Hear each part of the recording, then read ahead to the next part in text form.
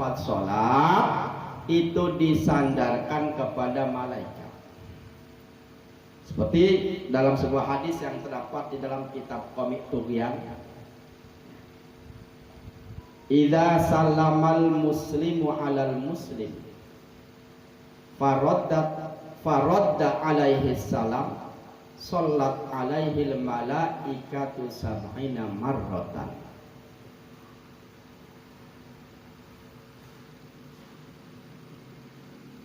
Idza salamal muslimu alal muslim, apabila seorang muslim mengucapkan salam terhadap muslim yang lain, faradda alaihi salama, lalu muslim yang diucapkan salam itu menjawabnya, faradda alaihi salam, mengembalikan salam, berarti menjawab salam. Assalamualaikum, minimal kita jawabnya waalaikumsalam.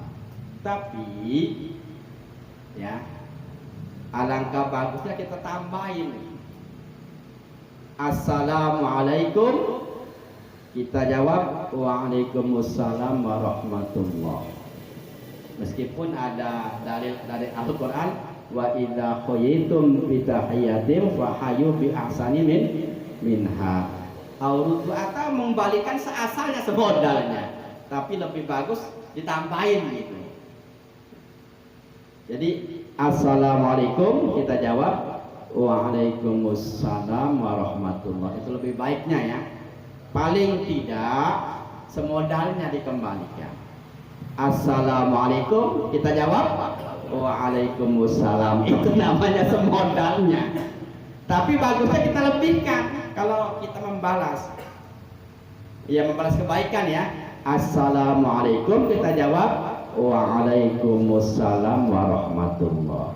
Kalau yang mengucapkan salam sampai warahmatullah, assalamualaikum warahmatullah, kita jawab waalaikumsalam warahmatullahi wabarakatuh. Kalau yang mengucapkan salam sampai wabarakatuh, assalamualaikum warahmatullahi wabarakatuh, kita jawab waalaikumsalam warahmatullahi wabarakatuh wa maghfiratuh.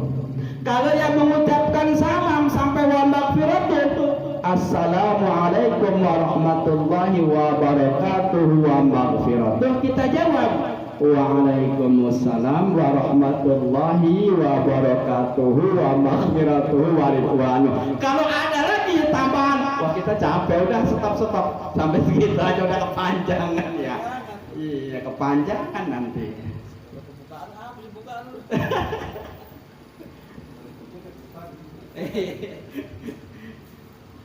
Jadi itu ya.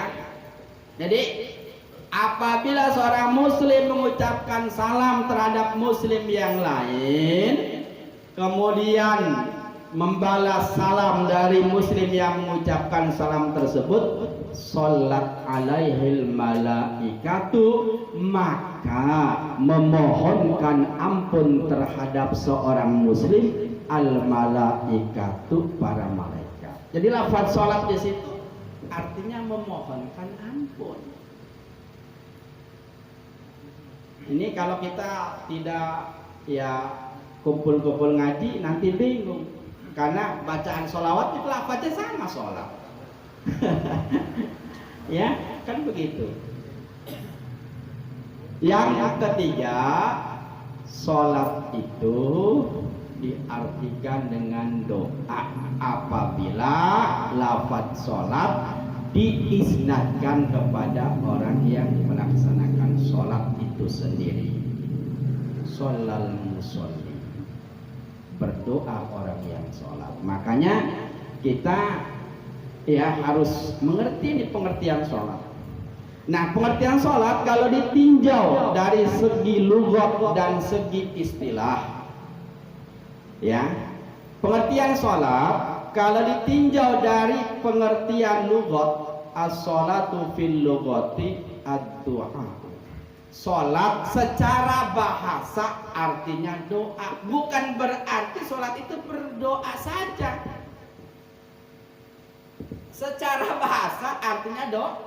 Karena apa? Di dalam melaksanakan sholat ini mengandung doa-doa. Kalau kita salah arti, salah paham, sholat itu diartikan sama saja dengan doa. Ketika ada orang azan, Allah Akbar, Allah Akbar, nanti dulu kita mau sholat, berdoa, sholat. Bismillahirrahmanirrahim, Allahumma sholli wa sallim wa barik. Berdoa dulu, kita udah sholat. Karena ada ustadz yang mengartikan bahwa sholat itu pengertiannya doa. Lah, ini kacau. Ini secara bahasa saja bahwa sholat itu diartikan dengan doa. Tapi secara istilah atau hukum syara, ya, as-sholatu hiya aqwalun wa af'alun muftatahatun bitakbiri wa muhtatamatun bitaslimi bi syara'ita makhsusatin. Itu ada di dalam kitab Fathul Mu'in. Jadi yang dimaksud dengan sholat secara syara itu adalah segala ucapan dan segala perbuatan yang diawali dengan takbiratul ihram, Allahu Akbar, ya, dan diakhiri dengan bacaan salam ketika rukun-rukunnya sudah sempurna kita kerjakan, diakhiri dengan bacaan salam, tapi bisyara itu maksusotin, diiringi dengan beberapa syarat yang sudah ditentukan. Begitu. Itulah pengertian sholat ya, secara bahasa dan secara istilah. Kemudian pengertian sholat juga ada 3 pengertian tadi. Ada rahmat, ada ampunan, ada doa. Wa mimma razaqnahum yunfikun, ciri yang selanjutnya daripada orang yang beriman, ya, daripada orang yang bertakwa adalah wa mimma razaqnahum yunfikun, dan sebagian dari apa yang telah kami rizkikan kepada mereka, yunfikun, mereka menginfakkannya, mereka membelanjakannya pada jalan Allah. Jadi dari harta benda yang kita miliki ini ada hak orang lain. Makanya ya dianjurkan kalau harta bendanya sudah mencapai ukuran nisab, dianjurkan untuk zakat. Tapi juga ada anjuran untuk berinfak, juga bersedekah. Ini bedanya, kalau zakat ukurannya harus jelas. Ukurannya jelas, harta benda yang kita miliki itu mencapai ukuran 1 nisab. Kalau belum berarti belum. Ya tergantung harta bendanya apa nih.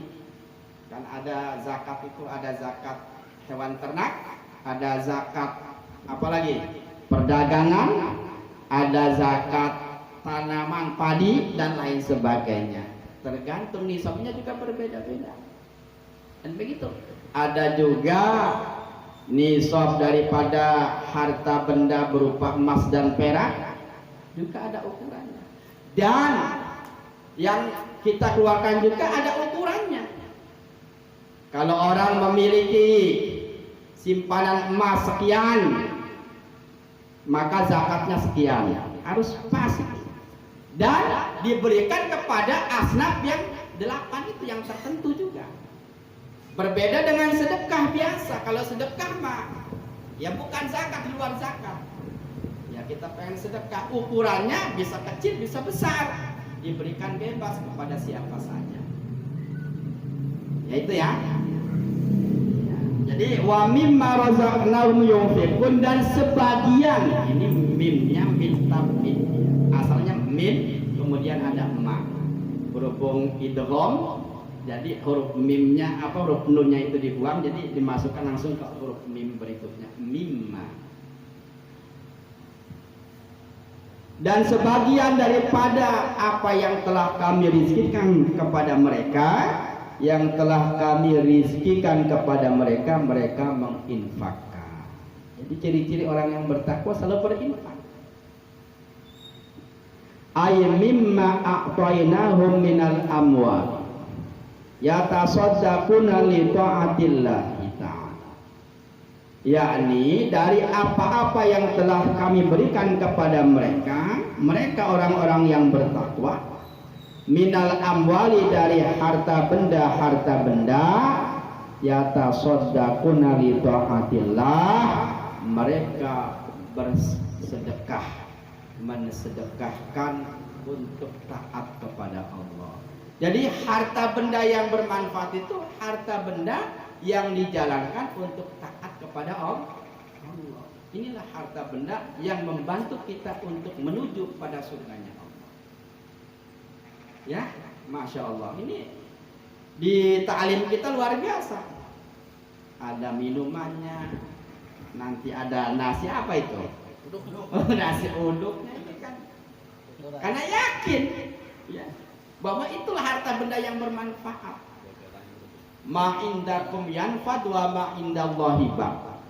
Harta benda yang ada di sisi kamu lama-kelamaan akan habis, namun harta benda yang dititipkan pada jalan Allah, inilah harta benda yang kekal abadi, yang akan bertemu, yang akan memberikan manfaat kepada kita. Bahkan dalam sebuah hadis yang terdapat di dalam kitab Irsyadul Ibad, ini hadisnya riwayat Imam At-Tirmidzi, Ibnu Majah, ya, termasuknya hadis hasan.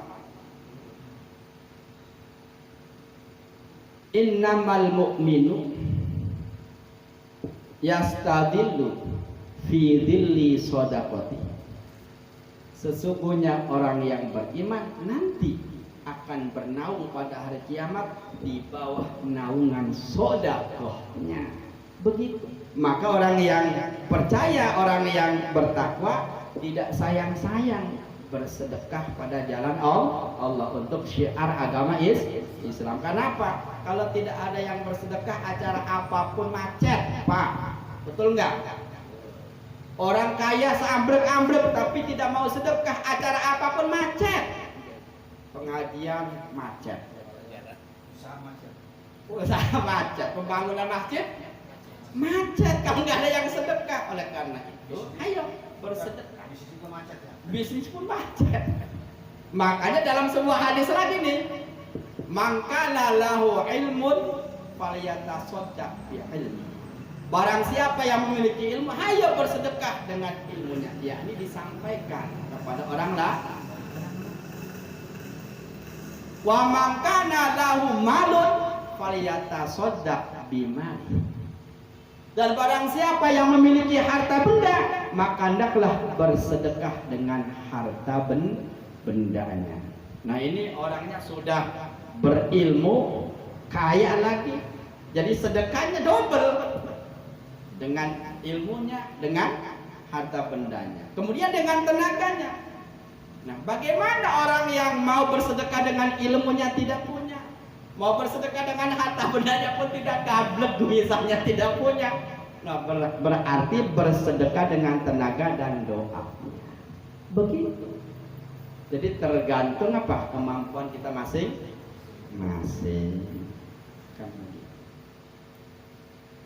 Insya Allah ini nanti dibalas. Bahkan dalam sebuah ayat surat Al-Munafiqun ayat 10,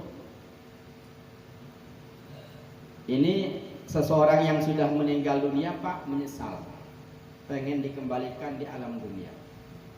Lah nggak mungkin orang sudah mati pengen kembali lagi dihidupkan oleh Allah di dunia barang sebentar lah, sehari atau 2 hari.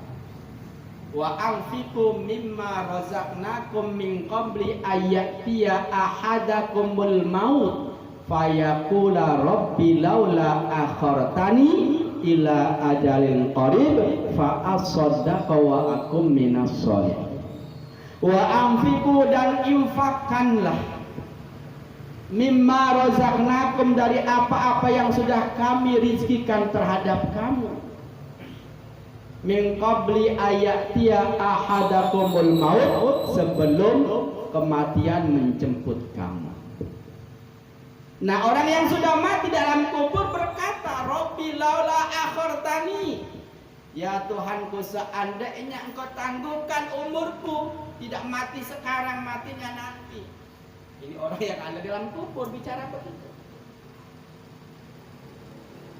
Wa yaqula rabbi laula akhartani ila ajalin qarib, untuk ditangguhkan supaya jangan ajalku dekat, supaya diberikan kehidupan lagi di dunia.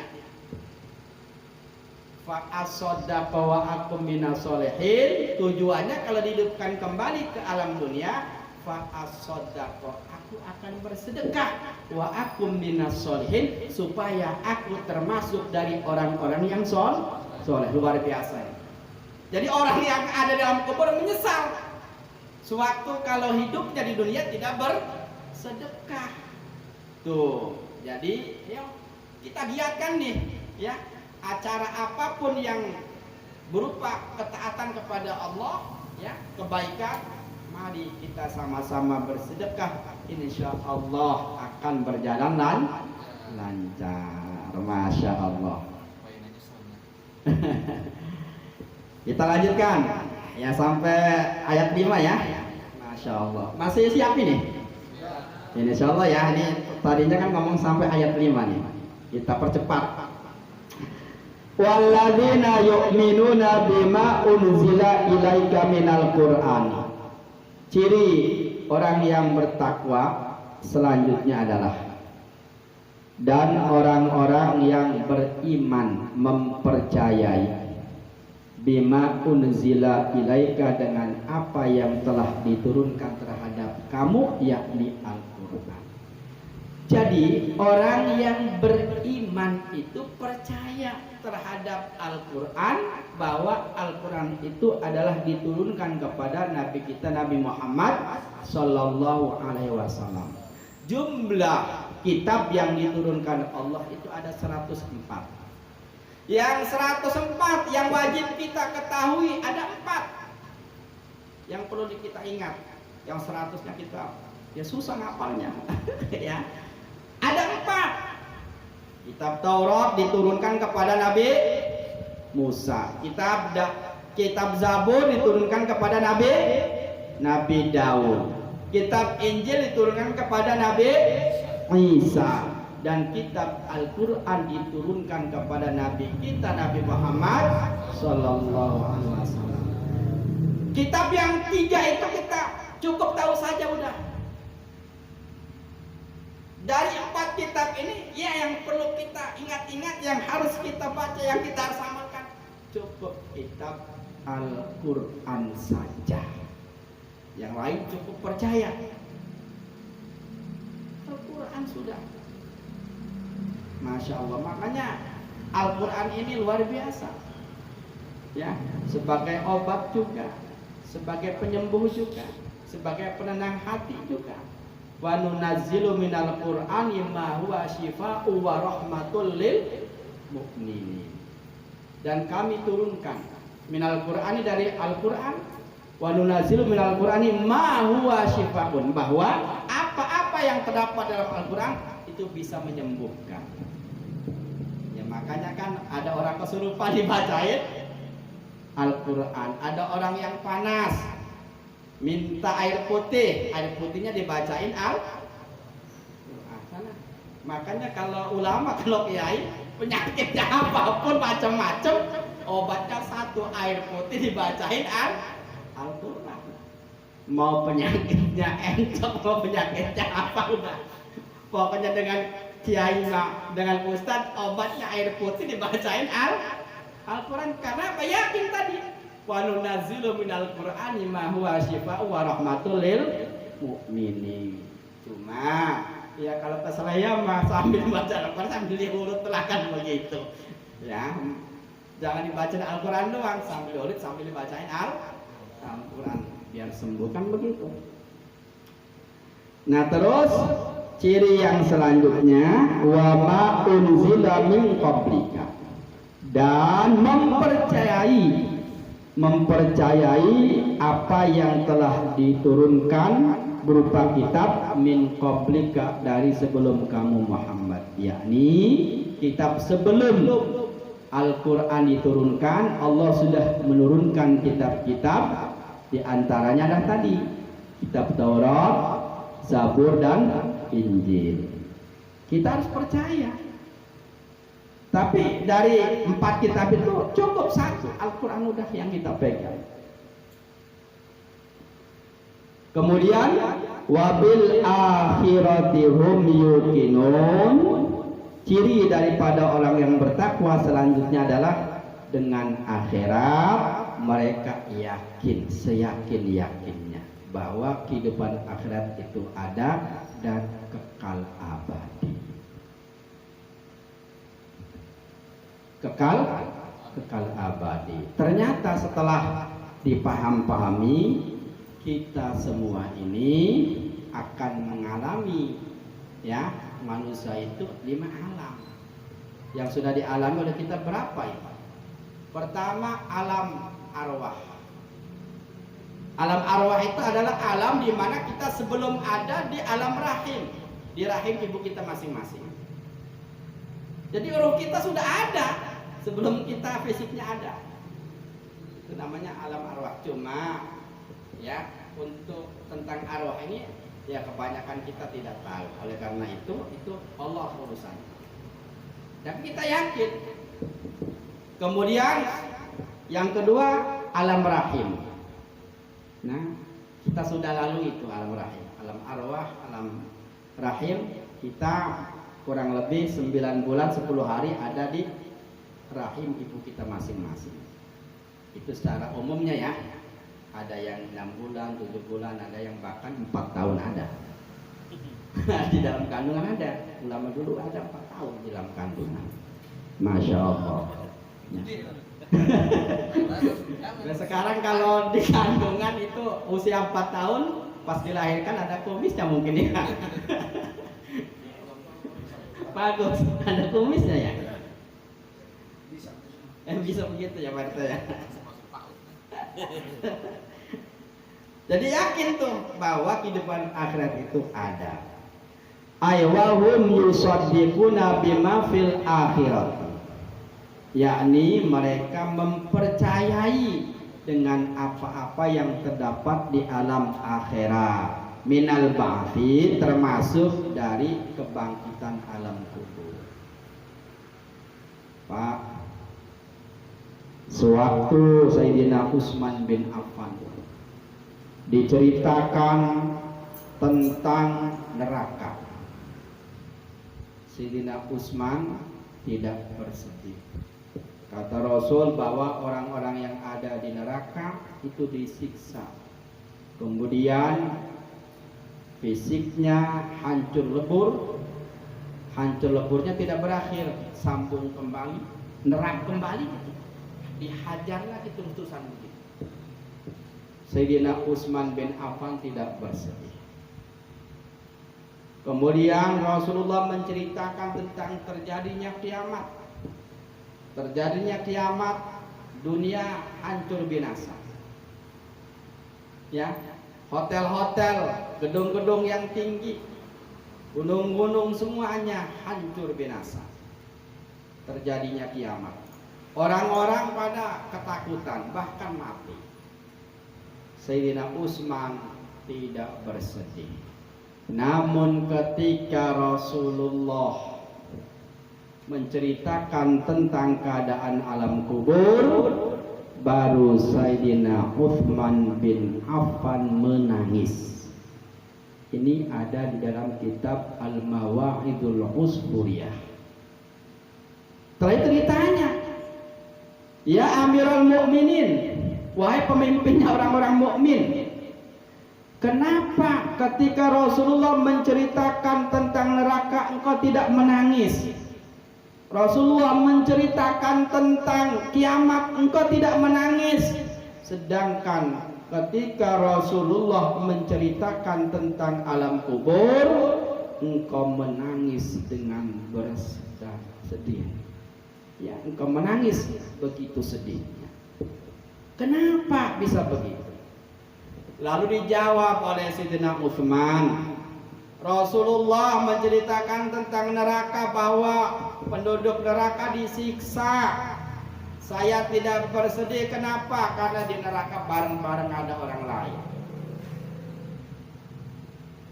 terjadinya kiamat, semua hancur, manusia ketakutan bahkan pada mati semua.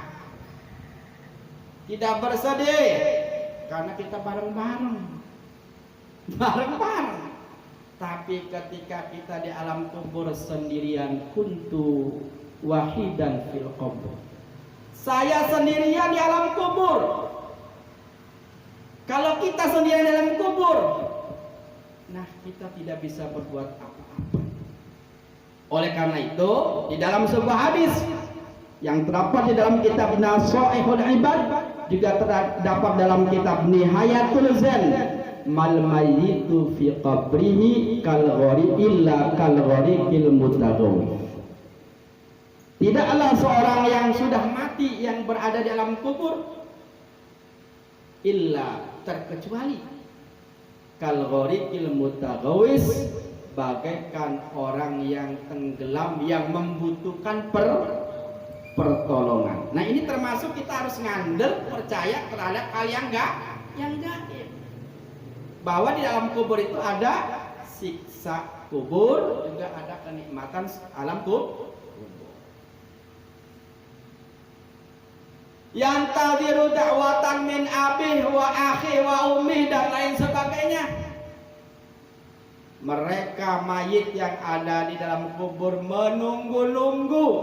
menunggu kiriman doa dari bapaknya jikalau yang mati anaknya, dari ibunya jikalau yang meninggal anaknya, dari saudaranya jika yang meninggal saudara, dari suaminya jika yang meninggal istrinya, dari doa istrinya jika yang meninggal suaminya, dan lain sebagainya.